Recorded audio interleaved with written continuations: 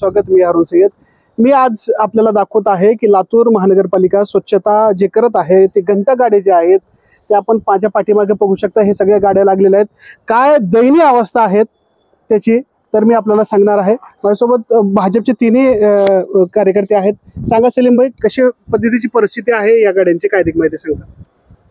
लातूरच्या कचरा विभागातली महानगरपालिकेमधली जे कचरा गाड्यांची अवस्था आहे त्याचा इन्शुरन्स नाही, त्याचा फिटनेस नाही, त्याचा PUC नाही आणि खास करून काही गाड्यांमध्ये तर मला असं वाटतं तुम्ही ते सगळं चार्ट काढलेला आहे, किती गाड्याचं आहे ते दाखवा। मी जवळजवळ 25 गाड्यांचं जे आहे स्क्रीनशॉट काढलेला आहे। गाड्यांची व्हिडिओ शूटिंग वगैरे करून त्यांचं जे आहे ना मॅप एम परिवहन मध्ये त्याची माहिती सुद्धा काढलेली आहे की जेणेकरून जेवढ्या गाड्या मी चेक केल्या इथल्या ते सगळ्या गाड्यांचा फिटनेस, इन्शुरन्स, PUC पूर्णपणे संपलेला आहे आणि ते तर रेकॉर्डवर ते तर आहेच आहे। पण काही गाड्यांचे टायर नाहीत, काही गाड्यांची पत्रे खराब आहेत, काही गाड्यांची बॉडी जे कचरा हे भरतात, भरल्यानंतर ते रोडवर गल्लीमध्ये जातात ते बाहेर पडल्यासारखी अवस्था गाड्यांची झालेली आहे।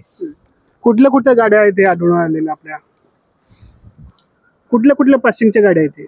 हे काही गुजरात पासिंगच्या आहेत, काही नांदेडच्या आहेत आणि हे गाडी तर चोपडा नगर परिषदची गाडी दिसत आहे इथं।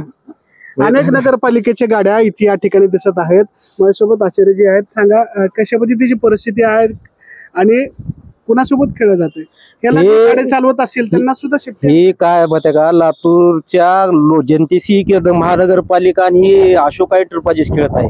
कारण की ह्या कंपनीनं बहुतेक महापालिकेला आमच्याकडे गाड्या आहेत म्हणून दाखवण्यासाठी ही भंगार गाड्या इथं आणल्यात। एकाही गाडीला रस्त्याला चालायचं सुद्धा परमिशन नाही आणि ही कचरा एक विशेष म्हणजे याच्यात कचरा सुद्धा बसत नाही।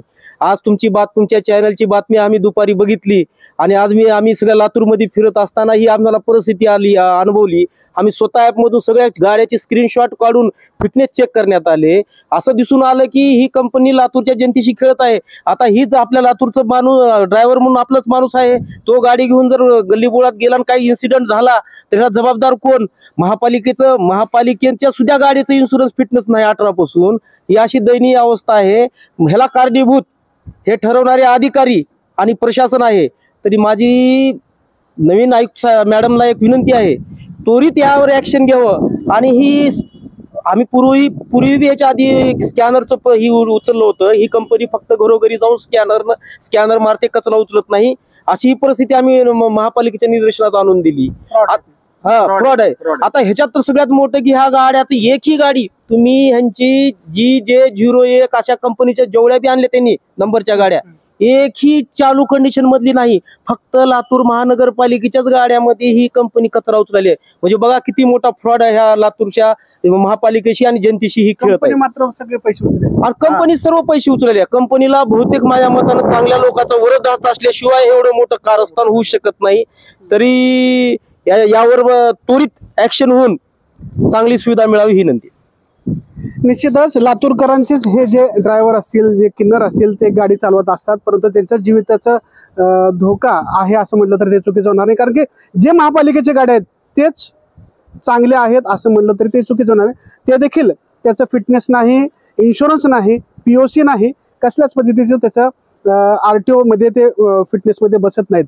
परंतु जे बाहेरचे गाड्या आहेत, जे गुजरात पासिंग आहेत, जे जीव आहेत, त्या असंख्य गाड्या आहेत, ते अतिशय भंगार आहेत, निकृष्ट दर्जाच्या गाड्या आहेत। त्यामध्ये कुणाचाच कसला काही जर अपघात झाला तर कुणालाच कसला त्याचा लाभ भेटू शकत नाही, इन्शुरन्स नाही, फिटनेस नाही। परंतु मात्र बिल उचलण्यामध्ये हे अशोका कंपनी एक नंबरला आहे। बिलला बिलकुल अजिबात थांबणार नाही। परंतु या अधिकाऱ्यांच्या चिरीमिरीमुळे हा प्रकार घडतोय की काय, लोकांच्या जीवितांशी खेळणं सध्या सुरू आहे।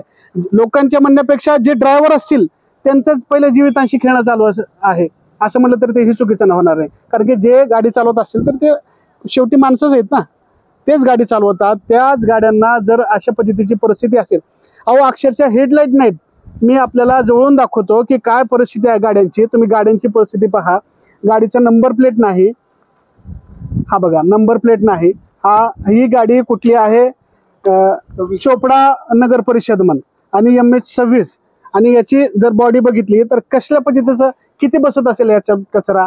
काहीच नाही। झोन क्रमांक C ला ही गाडी चालते आणि दुसरी गाडी जर बघितली आपण तर अतिशय भंगार अशा गाड्या आहेत, MS26 आहे हे देखील, अशा भंगार पद्धतीच्या गाड्या लातूरमध्ये आहेत आणि विदाऊट नंबर प्लेटच्या गाड्या आहेत. बघा आपण हे गुजरात पासिंगची गाडी बघू शकता, कसल्याच पद्धतीनं RTOच्या कोणत्याच नियमात ते बसू शकत नाही. अहो ते हेडलाईट नाही, इकडचं हेडलाईट बघा, हेडलाईटच नाहीत, गाडीला हेडलाईट नाही, हॉर्न नाही, असल्या परिस्थितीचे जर गाड्या असतील आणि या ठिकाणी जर कचरा टाकला तर त्याला फाडका सुद्धा नाही. म्हणजे जे कचरा टाकलं मध्ये ते नीट बाहेर शहरात एका ठिकाणी उचलायचं आणि शहरात सगळीकडे पसरवायचं अशीच ही परिस्थिती आहे.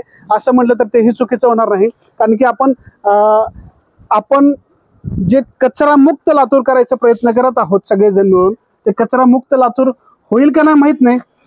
कचरा वाढवण्यामध्ये आणि बाकी इतर सगळ्या भानगडीमध्ये हे अशोका एंटरप्राइजेस पुढं आहे असं म्हटलं तर तेही चुकीचं होणार नाही.